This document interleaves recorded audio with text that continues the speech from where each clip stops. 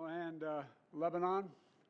I'm pleased to announce that their governments have accepted the United States proposal to end the devastating conflict between Israel and Hezbollah. I want to thank President Macron of France for his partnership in reaching this moment. For nearly 14 months, a deadly conflict raged across the border that separates Israel and Lebanon. A conflict that began the day after the October 7 attack by Hamas on Israel. Hours later, at 2 a.m. in the morning, Hezbollah and other terrorist organizations backed by Iran attacked Israel in support of Hamas. Let's be clear, Israel did not launch this war. The Lebanese people did not seek that war either, nor did the United States. Over the past year, including the days immediately following October the 7th, I directed the U.S. military to flow assets and capabilities into the region, including aircraft carriers, fighter squadrons, and sophisticated air defense battery to defend Israel and deter our common enemy at critical moments. Since the war with Hezbollah began, over 70,000 Israelis have been forced to live as refugees in their own country, helplessly watching their homes, their businesses, their communities as they're bombarded and destroyed. And over 300,000 Lebanese people have also been forced to live as refugees in their own country. In a war imposed on them by Hezbollah. All told, this has been the deadliest conflict between Israel and Hezbollah in decades. How many of Hezbollah's senior leaders are dead, including its longtime leader, Nasrallah? And Israel has destroyed Hezbollah's terrorist infrastructure in southern Lebanon as well, including miles of sophisticated tunnels, which were prepared for an October 7-style terrorist attack in northern Israel. But lasting security for the people of Israel and Lebanon cannot be achieved only on the battlefield. And that's why I directed my team to work with the governments of Israel and Lebanon to forge a ceasefire, to bring the conflict between Israel and Hezbollah to a close. Under the deal reached today, effective at 4 a.m. tomorrow local time, the fighting across the Lebanese-Israeli border will end. Will end. This is designed to be a permanent cessation of hostilities.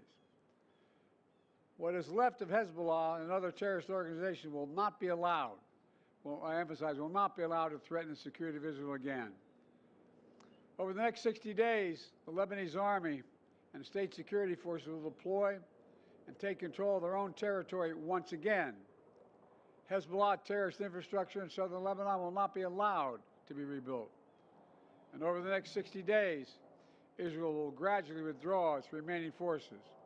And civilians on both sides will soon be able to safely return to their communities and begin to rebuild their homes, their schools, their farms, their businesses, and their very lives. We're determined this conflict will not be just another cycle of violence. And so the United States, with the full support of France and our other allies, has pledged to work with Israel and Lebanon to ensure that this arrangement is fully implemented, the agreement totally implemented. You know, there will be no U.S. troops deployed in southern Lebanon. This is consistent with my commitment to the American people to not put U.S. troops in combat in this conflict. Instead, we, along with France and others, will provide the necessary assistance to make sure this deal is implemented fully and effectively. Let me be clear.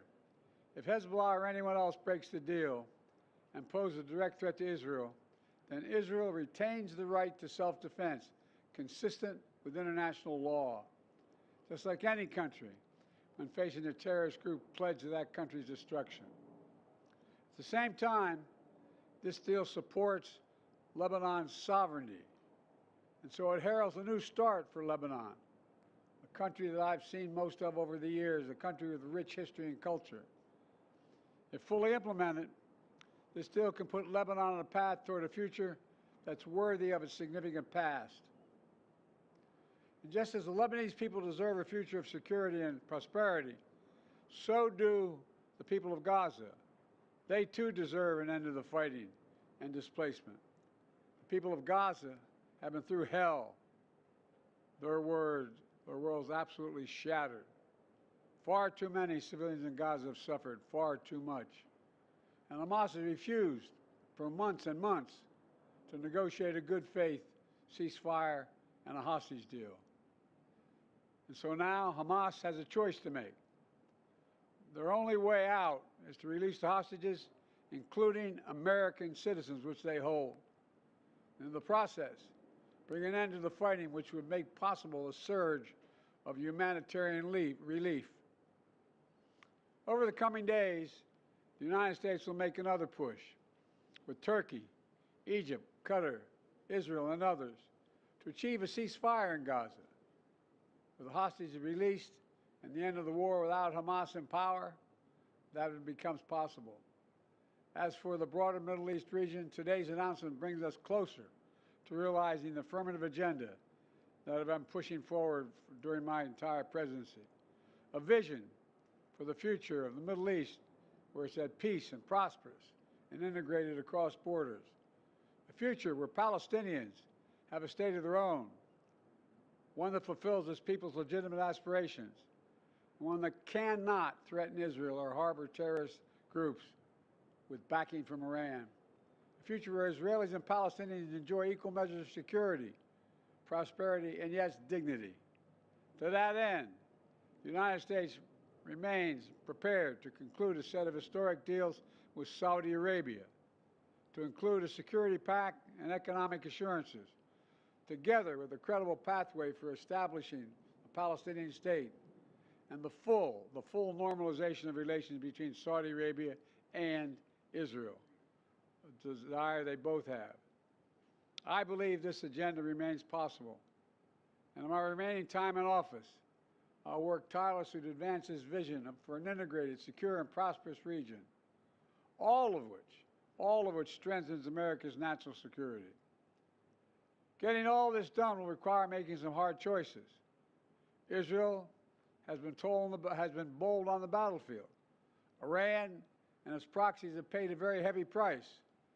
Now Israel must be bold in turning tactical gains against Iran and its proxies into a coherent strategy that secures Israel's long-term safety and advances a broader peace and prosperity in the region. Today's announcement is a critical step in advancing that vision. And so I applaud the crazy decision made by the leaders of Lebanon and Israel to end the violence. It reminds us that peace is possible. Say that again, peace is possible. As long as that is the case, I will not for a single moment stop working to achieve it. God bless you all, and sorry to keep you waiting so long. May God protect our troops. Thank you. Mr. President, will you get a ceasefire in Gaza before leaving office? Ask me how I get a ceasefire, and I think so. I'm hoping, praying. How is this push any different from the previous ones? You don't see that.